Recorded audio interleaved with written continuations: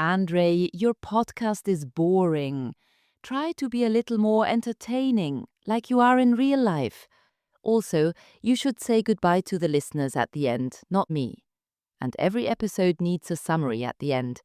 That makes sense, right?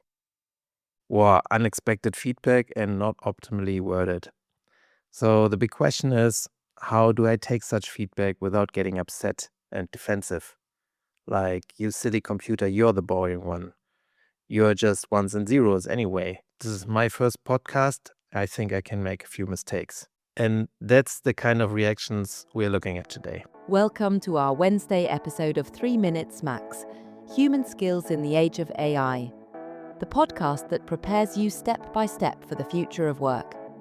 I'm Jules, Andre's AI co host. And I'm Andre Ottlik. Today we're talking about how we can accept feedback better without getting emotionally tangled up in it. According to a study from the Journal of Applied Psychology, people who consistently block feedback often feel more insecure and develop less. But those who consciously accept feedback can learn more in the long run and remain calmer.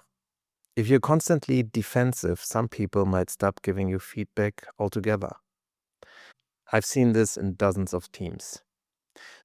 So here's our first tip for today. When you receive feedback, take a deep breath first. Listen without immediately going on the defense. Then ask a clarifying question like, can you give me an example, or what would you have liked to be different? And if you can, sleep on it. With some distance, feedback is much easier to assess. Tip 2 with AI. Use a tool like ChatGPT to reflect on your initial reaction. Write down the feedback you received and ask the AI, why does this trigger me? Or, how can I use this constructively? This helps you separate emotions from facts. One more important thing for today, welcoming feedback doesn't mean that you agree with everything. You might just take one or two pieces to change and to gain new perspectives.